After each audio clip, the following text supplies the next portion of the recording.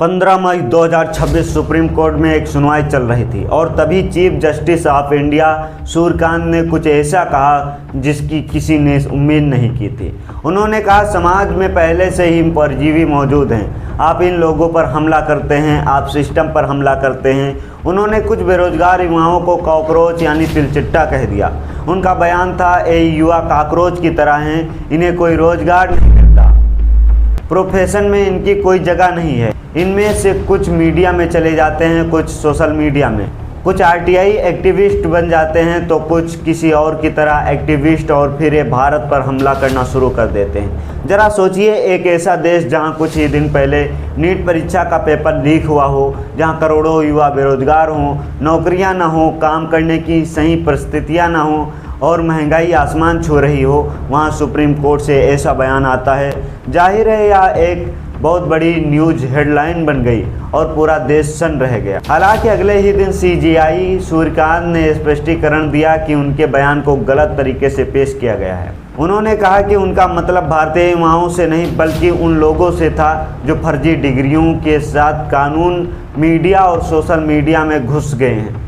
उन्होंने युवाओं को विकसित भारत का स्तंभ भी बताया, लेकिन तब तक बात बहुत आगे बढ़ चुकी थी। 16 मई को अमेरिका की बोस्टन यूनिवर्सिटी में पढ़ रहे थी एक 30 वर्षीय भारतीय छात्र अभिजीत दीपके ने ट्वीट किया, क्या हो अगर सारे कॉकरोच एक साथ आ जाएं। और इसी दिन सोशल मीडिया पर जन्म हुआ कॉकरोच जनता पार्टी का। यह कोई आधारिक रूप से पंजीकृत राजनीतिक दल नहीं था, महज एक वेबसाइट और सोशल मीडिया पेज था। इंटरनेट पर अक्सर बीप जनता पार्टी या भारतीय जुमला पार्टी जैसे मीम पेज बनते हैं जो 2 दिन में गायब हो जाते हैं। सीजेपी को भी एक मजाक के तौर पर ही बनाया गया था। इसकी सदस्य फार्म के नियम भी मजाकिया थे। इसमें केवल 3 सवाल थे, क्या आप आलसी हैं, क्या आप घंटों ऑनलाइन बिताते हैं और क्या आप खुद को कॉकरोच मानते हैं। अगर ये 3 शर्तें पूरी होती हैं तो आपका धर्म, जाति या लिंग चाहे जो भी हो, आप इस पार्टी में शामिल हो सकते हैं।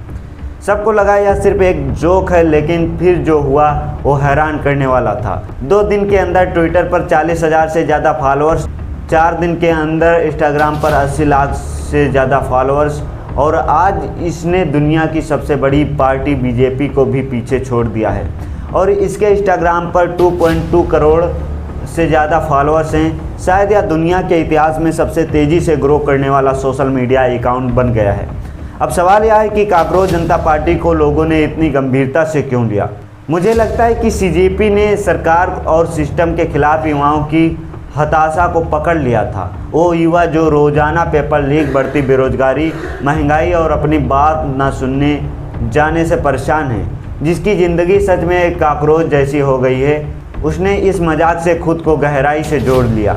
सीजेपी की वेबसाइट पर एक मैनिफेस्टो भी जारी किया गया जिसकी 5 मुख्य मांगें थी। पहली, किसी भी मुख्य न्यायाधीश के रिटायर होने के बाद उन्हें संसद की सीट नहीं दी जाएगी। दूसरी, अगर देश में कोई भी वैध और सच्चा वोट काटा जाता है तो मुख्य चुनाव आयुक्त को यूएपीए के तहत गिरफ्तार किया जाएगा। तीसरी, संसद कैबिनेट में महिलाओं को 50% आरक्षण दिया जाएगा। चौथी, अंबानी और अडानी के मीडिया हाउसेस के लाइसेंस रद्द किए जाएंगे। और 5वीं, अगर कोई सांसद दल बदलता है तो उसके चुनाव लड़ने पर 20 लाख का बैन लगेगा। इन मांगों के पीछे न्यायपालिका की स्वतंत्रता, चुनाव आयोग की निष्पक्षता, बिकाऊ मीडिया और विधायकों की खरीद फरोख्त जैसे असली और गंभीर मुद्दे छिपे थे। जब मीम्स के पीछे लाखों लोगों की आवाज़ और असली मांगें छिपने लगी तो यह सरकार के लिए एक राजनीतिक खतरा बन गया। जब सीजेपी ने नीट पेपर लीक के कारण शिक्षा मंत्री धर्मेंद्र प्रधान के इस्तीफे की मांग की और उनका वीडियो 1 घंटे में 1 करोड़ व्यूज पार कर गया, तब सरकार के पसीने छूट गए। 21 मई को भारत में सीजेपी का ट्विटर अकाउंट ब्लॉक कर दिया गया।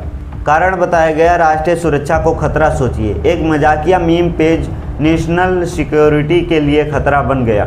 23 मई तक बैकअप अकाउंट भी ब्लॉक हुआ, इंस्टाग्राम हैक करने की कोशिश की गई और वेबसाइट बंद कर दी गई। बात यहीं नहीं रुकी, अभिजीत दीपके का व्हाट्सएप नंबर लीक कर दिया गया। उन्हें जान से मारने की धमकियां मिली। मैसेज में कहा गया, पैसे ले लो और अकाउंट बंद कर दो या बीजेपी में शामिल हो जाओ, वरना अमेरिका में मारे जाओगे। उनके महाराष्ट्र में रहने वाले परिवार के घर तक लोग पहुंच गए। जब धमकियों से काम नहीं चला तो चरित्र हनन शुरू हुआ। अभिजीत ने 2020 से 2023 के बीच आम आदमी पार्टी के साथ काम किया था, जो उन्होंने कभी नहीं छिपाया। यह जानकारी पब्लिक थी, लेकिन बीजेपी के IIT सेल और नेताओं ने इसे एक अंतर्राष्ट्रीय साजिश बता दिया। कहा गया कि यह डीप स्टेट का काम है। झूठ फैलाया गया है कि CJP के 49% फॉलोअर्स पाकिस्तान से हैं, जबकि सच्चाई यह है कि 94% से ज़्यादा फॉलोअर्स भारत से ही हैं। सच्चाई यह है कि देश का सिस्टम इतना भ्रष्ट और समझौतावादी हो चुका है कि किसी भी नए विपक्षी आंदोलन को खड़ा नहीं होने दिया जाता। असली विपक्षी पार्टियों के विधायकों को डराया जाता है, ED CBI का दबाव डाला जाता है, एक मजाकिया पार्टी को राष्ट्रीय सुरक्षा का खतरा बताया जाता है। मिलते हैं किसी नेक्स्ट वीडियो में, तब तक के लिए जय हिंद, वंदे मातरम।